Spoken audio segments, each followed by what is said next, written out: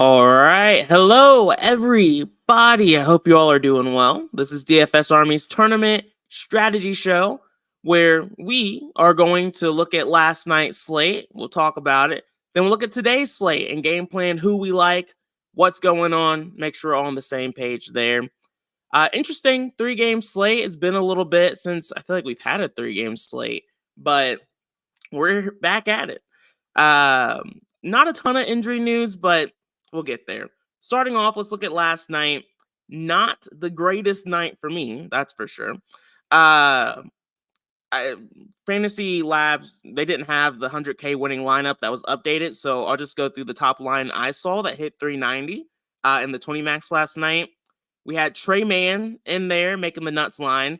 Trey Mann made sense. Ultimately, I lost exposure to him once I started forcing exposure to the Knicks. I do regret that looking back, but we knew Trey Mann was in a solid spot, so he wasn't a surprise.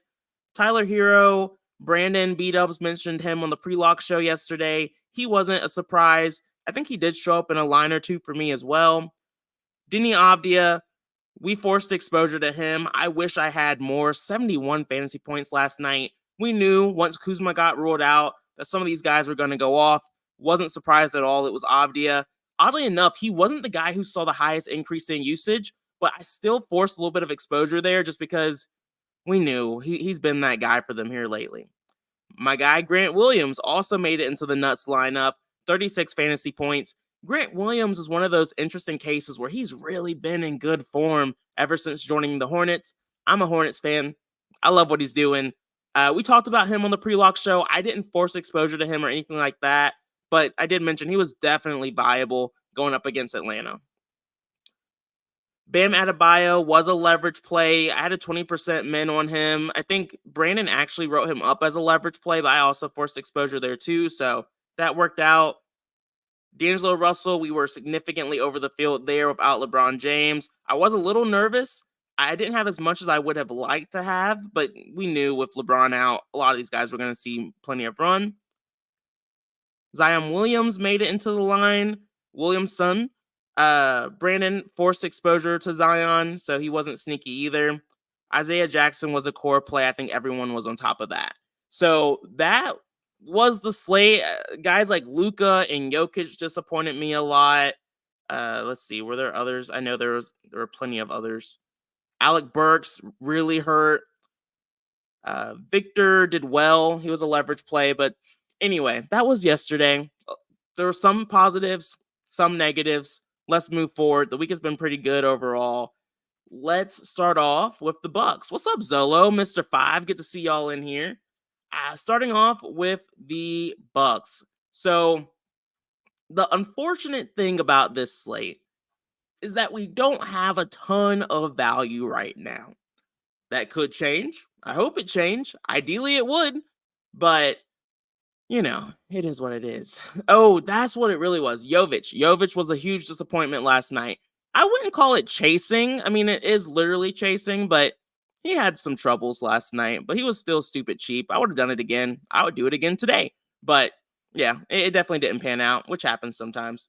Just because people are in good spots doesn't mean they'll perform, but I'll still play them in good spots. I don't have regrets there. For the Bucks going up against Memphis, though, tonight, it's interesting. There's no real injury news. Chris Middleton's been out for a while. I guess it's worth mentioning that Giannis and Lillard are both probable, but they'll probably play.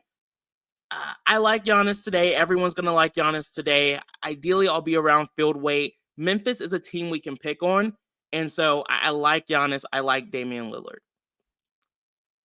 Not interested in Bobby Portis. I don't plan on having a ton of exposure to him there. If he shows up a little bit, that's fine. Brook Lopez is a viable pivot off of some of the more chalky centers on this slate, like Walker Kessler. So I do want a little bit of exposure to Brook Lopez tonight, just to get a little bit different in my lines. Malik Beasley and Jay Crowder are just alternative value options. They're not guys I'm looking to make a priority, but I do want them to show up a little bit more just to give me some variation in my lines tonight. I am 150 maxing, and so I do want a little bit of that run. For sure, BMAC, there's definitely a lot of concern around blowouts whenever a team is going up against Memphis. It's a 3-game slate. There's an argument to be made for fading Giannis or Lillard or their starters because of the blowout risk. You can definitely take a shot there. Ultimately, I'm not going to fade Giannis, but I don't think that's a bad read. Lillard is safe, but not by much. Not by much. Just because Lillard, his production is pretty shot dependent. And so if he gets hot, then he can definitely get there. But if he starts off slow or anything like that, I just don't feel like Lillard's really safer than Giannis, but obviously he's cheaper. I still prefer Giannis a bit more than Lillard, even with the blowout risk. But I also just don't really play for blowouts. So teach their own. You can definitely fade Giannis, like I said. Beasley and Crowder are my value pivots, but they're not priorities. I just want them to show up a little bit. For the Grizzlies, Zolo said it too. My gut is that this is a Dame night. We'll see. I'm really interested in seeing where ownership falls. They're both going to be pretty chalky, so I don't think either one's going to be sneaky. But we'll see. Steven, good to see you, man. Glad you were able to make it. Hey, you missed you missed a good one. If you're gonna miss one, this is also the last slate before the All-Star break. And so I was like, maybe we could skip today, but we're going to be skipping a week. I have to get a little bit more NBA action before I don't have it for a week and I get a little sad. So it's worth a shot. Grizzlies can definitely keep it close. I don't really try to make educated guesses there, but it wouldn't shock me. Bucks have not been good this season.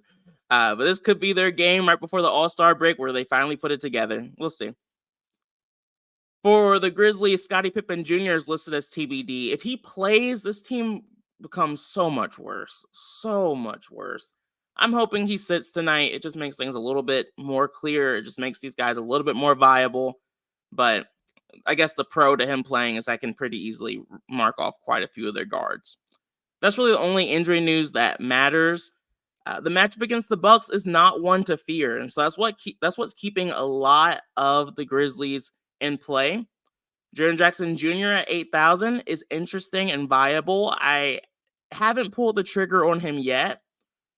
There's other studs I'm prioritizing above him, and so he's not making my lines, but he's worth the conversation. Vince Williams has been doing a lot for this team lately. He's someone that's showing up a lot for me in my early runs. I plan on having plenty of exposure to him. I'm not trying to shy away from him at all. Again, matchup against the Bucks is pretty soft.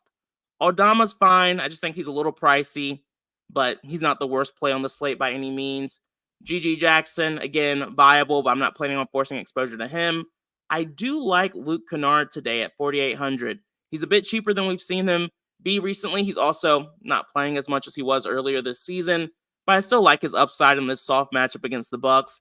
And so he's really the main Memphis Grizzly alongside Vince Williams, who's already showing up a lot by himself, who I'm looking to prioritize on the slate. Steven said, based on Curry's presser last night after the loss, Golden State should be playing all out tonight. Yeah. Kerr's been saying that too. And at least they'll have a little bit of a break too, so it should help with that. Utah seems to be giving up a lot of points. You're not wrong there. All slate, or all season, they've been giving up plenty of fantasy points. You're in my head, man. Yeah, Brook Lopez is worth mentioning. Thank you for that, Zolo. I totally just blew by him. I have a like on Brook Lopez. I like Brook. I like him tonight. He's a viable pivot off of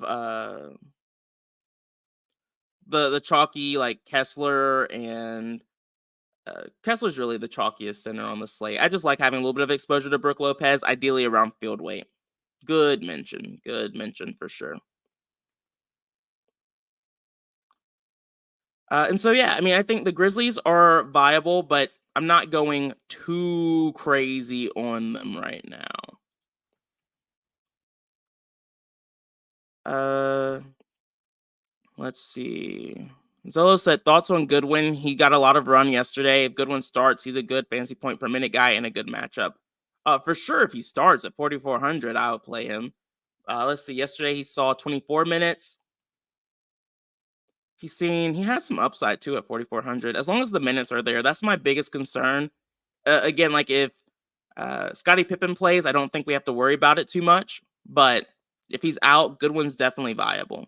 But it's more of a we have to wait and see for the injury news there. I'm not playing Goodwin if Scottie's playing tonight. Steven said Giannis played 9 minutes in this spot last year, but he did get injured though. Yeah, it's worth mentioning. Power said gonna play Stevens, Banton, Naw, Kamara stack. All right, man. I hope it works out for you. Mr. Five said the Pippen family going through some things. Scottie Sr. had the worst NBA contract situation ever. Scottie Jr. plays like Ball brother, and Larsa Pippen broke up with Jordan. That's a lot of drama, man. You're in the drama news. Hopefully it's nothing too serious, but to be honest, I don't really care about their drama too much. Alan said Luka and Joker had let me down. Yeah, I wasn't doing great last night, but I was surviving a few of the blows. Jovic was so high owned, he didn't really hurt me that much. But it was really, and because I was so over the field on Victor Wembanyama, I was still competing. But then when Jokic and Luka disappointed, I was just out of it, man. I didn't have a chance left. So it is what it is. It happens sometimes. That's pretty much it for the Grizzlies. Injury news will really impact how excited I am about this team. All right, next up we have the highest game total on the slate with the closest spread. This team isn't going to be sneaky at all. Neither the Warriors or the Jazz, but this is the game I want to build around tonight. Priorities: Warriors, Jazz, then it's Bucks, Memphis, and then it's the Timberwolves. I'm not really trying to play too much of Portland tonight.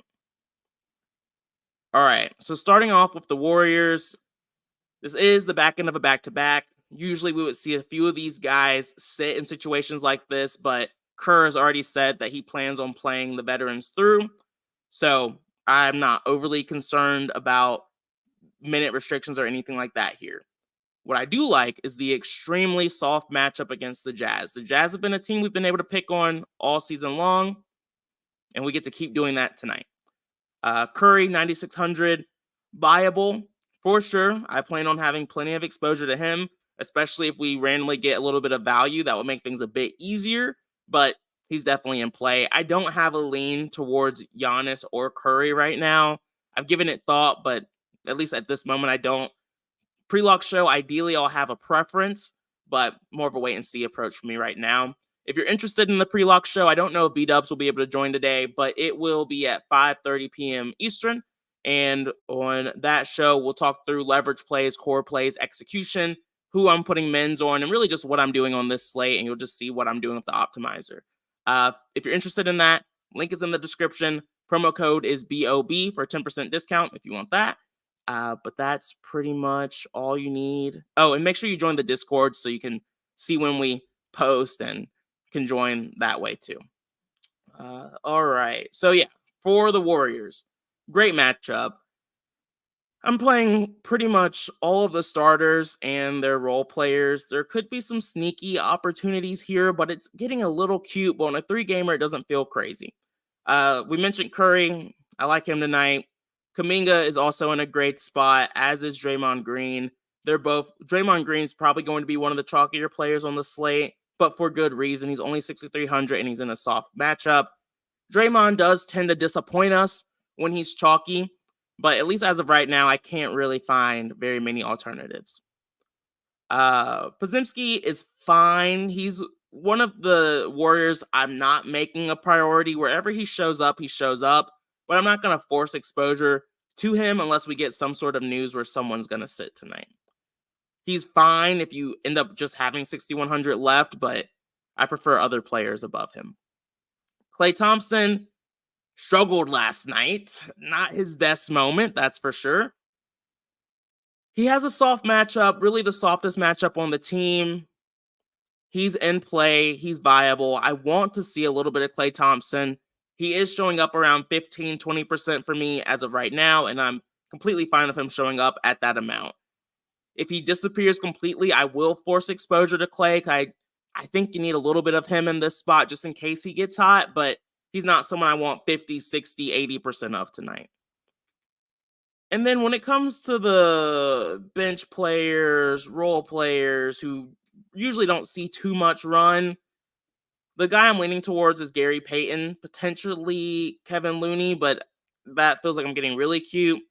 But Gary Payton's been seeing a little bit more run lately, so at 3,300, I'm open to taking some shots here.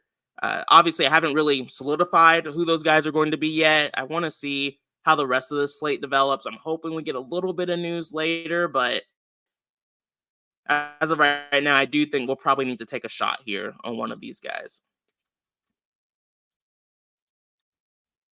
On a 3-gamer, you usually need to take a risk like that.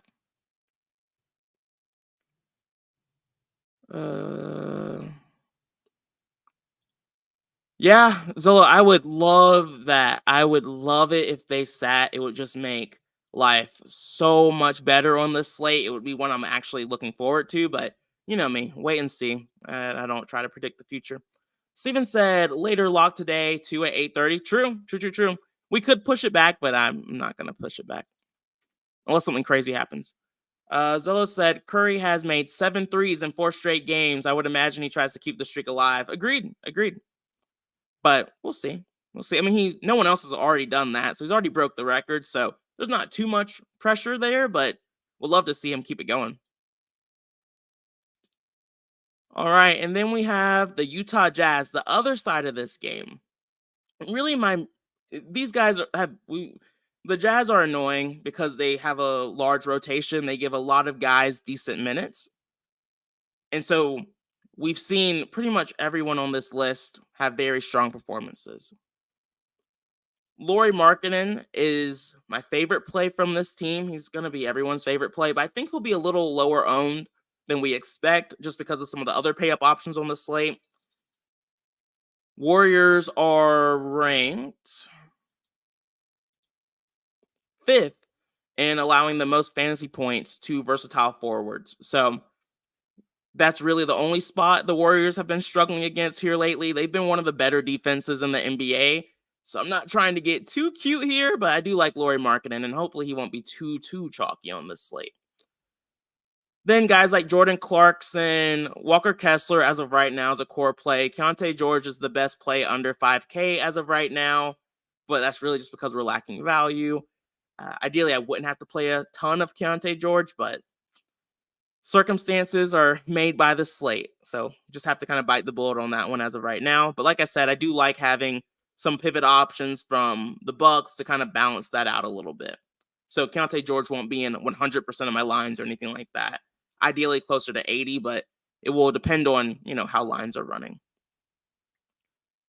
I do want a little bit of exposure to Clarkson because we know how he can break slates. Kessler, just a cheap center and a pretty solid spot at 5,600. Ever since he's been starting, I've been all over this, so planning to keep that train going until he hits 6K. And then guys like Collins and Sexton are fine, but I'm not going to prioritize them as much as the other Jazz.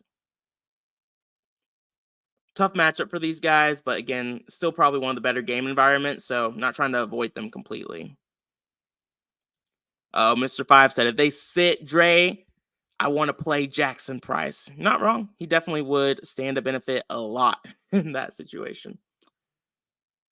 For the Timberwolves, I don't know if you all saw it, but Anthony Edwards was kind of a G. He annoyed me when he ended up playing the other night on Tuesday, I think. But he was just like, what else am I going to do? Like, if I don't play tonight, what am I going to do? Just sit here and watch? Might as well give it a go and see what happens. And I was like, that sucks from like a DFS perspective because there could have been some really good value if he was out. But I get it. Like, what else are you going to do? So Anthony Edwards is growing on me is what I'm trying to say here. But putting that aside, he is listed as questionable. Wendell Moore Jr. is questionable. I feel like he's probably going to play. You have a week-long break. He played last game. There's always a chance he sits. Would love that because if he sits, Karl Anthony Towns becomes a great play at 7,700. Nickeil Alexander-Walker would become super viable at 3,800. Kyle Anderson would even be a little bit interesting too. That's another situation that would make this slate way more interesting. But again, have to wait and see. We don't really know if that's going to happen or not. I'm leaning towards him playing. And the matchup against Portland is solid. 8,700. He's priced appropriately. Ideally, I can be at least around field weight with whatever his ownership ends up being. Would love to be a little bit over the field, but just because of all the other pay up options, I doubt I'll be able to get leverage there or anything like that. Cat's another guy I just don't want to forget about. Willing to force exposure to him. Love the matchup against Portland. I like the spot there. Rudy Gobert, not a priority for me tonight. Mike Conley, not a priority for me tonight. But if they show up, that's fine. Same story with Nas. Same story with Nah. Jaden McDaniels at 3,600. He's not a high usage player. He's typically a high cardio guy. But like I said, we're desperate for value. And so a guy who plays 25 to 30 minutes, who's 3K, 3,600, just kind of have to play him on a 3-game slate. So this is the way the slate's kind of looking. Oh, yeah, I didn't talk about Portland. I guess we should. For Portland tonight, they are pretty healthy. Scoot Henderson's probable, so assuming he plays at 5,800, I would like a little bit of exposure. I don't know what his ownership's going to be yet, so that will really be what makes or breaks him for me tonight. But again, relatively cheap guy who has a little bit of upside. Matchup's not great, but it's worth taking a shot if he's below 10%, in my opinion. And then Banton was a sim-auto play, just another random value option that the sim model liked. And like I said, I like mixing up my value options on 3-game slates unless someone just makes so much sense that I have to play them. So that's my strategy there. Let's see. Sky Smith said, I really love going with some contrarian lineups today, being that everyone went scrubs and stars yesterday. Everything's going to seem chalky today with only 6 teams. Out of the norm lineup may win. Yeah. I mean, on 3-game slates, you see it all the time where just getting a little bit different helps you take down the contest. It's pretty rare that just playing... It's pretty rare that just playing the chalk ends up being in the nuts. You usually have to have at least 1 or 2, sometimes 3 low-owned plays in there. So that's what we're going to try to find later today on the pre-lock show. Don't have ownership yet, so hard to really know who's going to be low-owned. Zilla said, thoughts on McDaniels? This is the cheapest we ever seen him. Yeah, I, as of right now, have at least like 50, 60% of him. And it's really just because of his price tag. I don't love it, but he just plays so much. He still has a little bit of upside. Hard to avoid him on this slate. I think he'll be super chalky. Yeah, Rudy's fine, Mr. 5, if you want to play him. I'm just not going to force exposure to him, but he probably has done well this season against them. A lot of people do well against the Trailblazers. Yeah. Hopefully Scoot comes through for us, but we'll see. Yeah, Bronco. Like Edwards, he has... I don't want to say he has that dog in him yet, but I think he does. Like, he's really been so good, especially this season. That and just his attitude and some of the interviews I've seen with him too have just been a lot of fun. Anyway, that's the slate, guys. A lot we'll have to wait on. We're waiting on ownership, so that will really dictate where I really lean per usual. But we'll have it all figured out by the time we get to the pre-lock show, 5:30 p.m. Eastern. This is really goodbye for a week or so if you're not able to join the pre-lock show. So I'll see you all next Thursday, where I think slates are going to start getting way larger. So we'll see what happens there. But good luck, everyone. Have a good break. Peace out.